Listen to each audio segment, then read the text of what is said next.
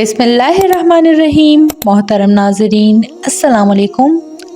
आज की मेरी वीडियो हज़रत हूद अलैहिस्सलाम के बारे में है। हज़रत हूद अलैहिस्सलाम अरब के कबीला आद से ताल्लुक़ रखते थे।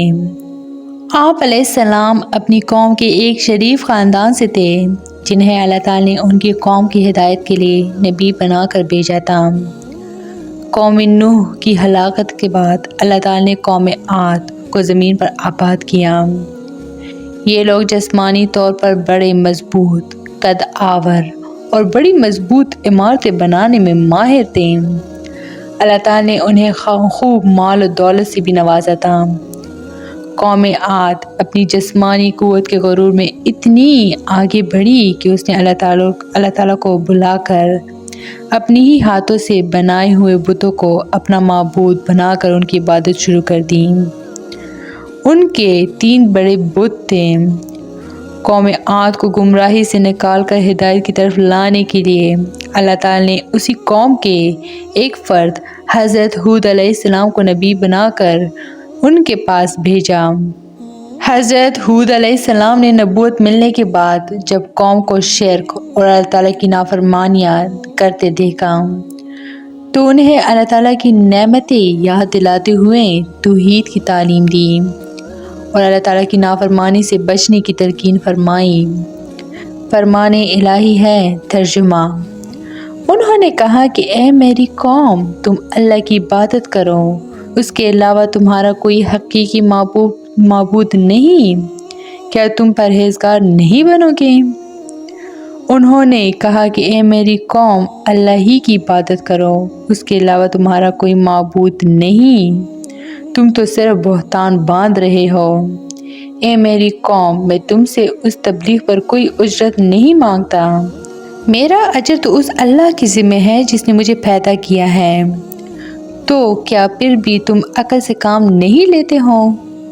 जब हज़रत हूद अलैहिस्सलाम ने अपनी कौम को अल्लाह ताला की तौहीद और उसकी फरमाबरदारी करने की दावत दी और नाफरमानी से बचने की तलकीन की तो कौम आद ने आप अलैहिस्सलाम की दावत कबूल करने की बजाय आप अलैहिस्सलाम को झुठलाया और आप अलैहिस्सलाम पर कई इल्ज़ामात लगाए। फरमाने इलाही है तर्जुमा। उन हूद अलैहिस्सलाम की कौम के काफिर सरदारों ने कहा कि हम तो तुझे एक तरह की बेवकूफ़ी में मुब्तला देख रहे हैं और हमारे ख्याल में तुम झूठे हो।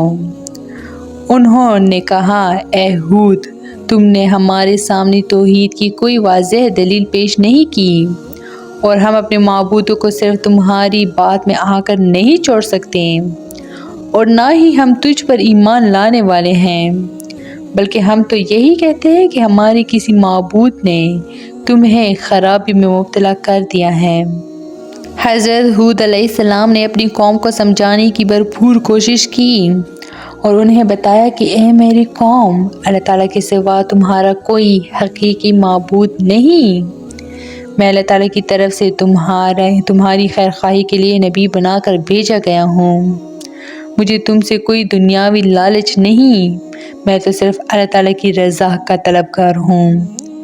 अगर अल्लाह ताला मुझसे राज़ी हो गया तो मुझे बेहतरीन सिला अता फरमाएगा। मैं तुम्हारा खैरख्वाह होने की हैसियत से तुम्हें नसीहत कर रहा हूँ कि अगर तुम बुतों की पूजा छोड़कर अल्लाह ताला के फरमाबरदार बंदे बन जाओगे तो उसका फ़ायदा तुम्हें दुनिया में भी मिलेगा और आखिरत में भी। फरमाने इलाही है तर्जुमा। हूद अलैहिस्सलाम ने कहा, ए मेरी कौम, मैं बेवकूफ़ नहीं हूँ, बल्कि मैं तो तमाम जहानों के परवरदिगार का भेजा हुआ पैगंबर हूँ। मैं तो तुम्हें अपने परवरदिगार के पैगामात पहुँचाता हूँ और मैं तुम्हारा अमानतदार खैरख्वाह हूँ। और क्या तुम उस बात पर ताज्जुब करते हो कि तुम्हारे रब की तरफ से तुम्हारे पास तुम ही में से एक आदमी पर वही नाजिल हुई है ताकि वो तुम्हें डराए और वो हालत भी याद करो कि जब अल्लाह ने तुमको कौम नूह के बाद जानशीं बनाया और दूसरों के मुकाबले में तुम्हें ज़्यादा क़ुव्वत और जसामत अता फरमाई।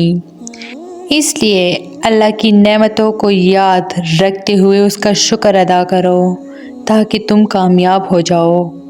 انسانی تاریخ کا مطالعہ کرنے سے پتہ چلتا ہے کہ جب کسی بھی معاشرے میں ظلم و زیادتی، سرکشی، فتنہ و فساد، قتل و غارت، کفر و شرک اور دیگر برائیاں پھیل جاتی ہیں، لوگ شکر گزاری کی بجائے ناشکری کی راہ اختیار کرتے ہیں، تو ایسے معاشرے عذاب الہی کا شکار ہو جاتے ہیں۔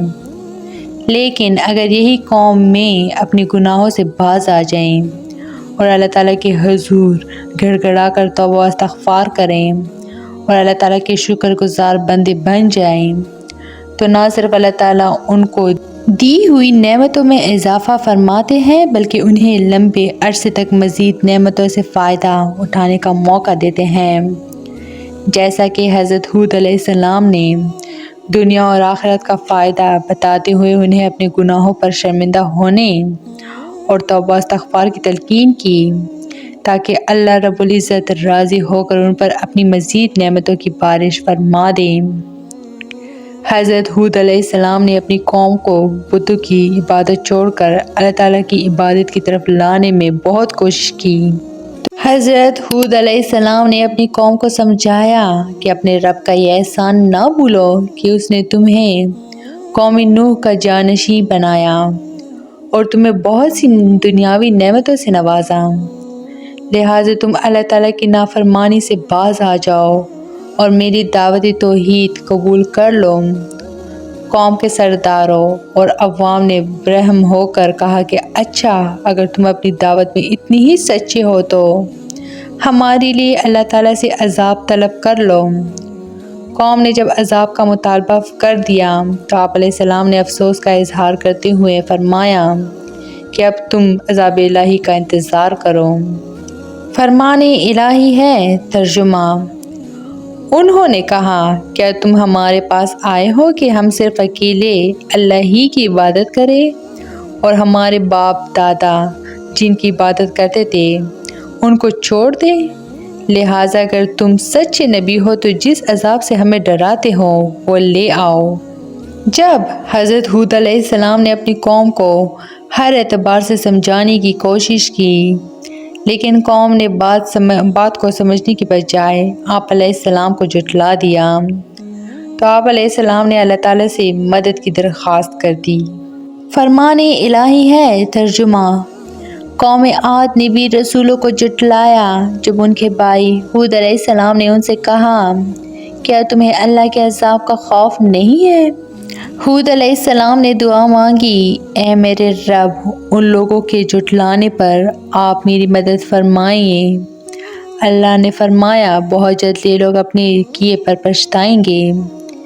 جب حضرت ہود علیہ السلام نے اپنی قوم کے خلاف مدد کی درخواست کی تو اللہ تعالیٰ نے فوراً آپ علیہ السلام کی درخواست قبول فرما لی اور قوم عاد پر سخت ترین عذاب ہولناک آندھی کی صورت میں نازل فرمایا، جس سے آپ علیہ السلام کی قوم کے تمام نافرمان لوگ ہلاک ہو گئے۔ صرف مومن اللہ تعالیٰ کی رحمت سے عذاب الہی سے محفوظ رہیں۔ فرمان الہی ہے، ترجمہ: قوم عاد نے بھی حق کو جھٹلایا، دیکھ لو پس کیسا تھا میرا عذاب اور میرے ڈرانے والی باتیں۔ بلا شبہ ہم نے ان پر ایک نحوست کے دن تیز و تند مسلسل چلنے والی ہوا بھیج دی جو لوگوں کو اٹھا اٹھا کر ایسے پھینک رہی تھی جیسے وہ جڑ سے اکھڑے ہوئے کھجور کے تنے ہوں۔ بس کیسا تھا میرا عذاب اور میرا ڈرانا۔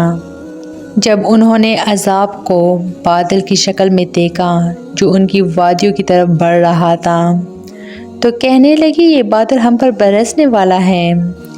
نہیں، بلکہ یہ تو وہ عذاب ہے جس کی تم جلدی کر رہے تھے۔ یہ ایک آندھی ہے جس میں دردناک عذاب ہے۔ وہ آندھی اپنے رب کے حکم سے ہر چیز کو نیست و نابود کر رہی تھی، چنانچہ وہ ایسے ہو گئے کہ ان کے خالی گھروں کے سوا اب وہاں کچھ بھی نظر نہیں آ رہا تھا۔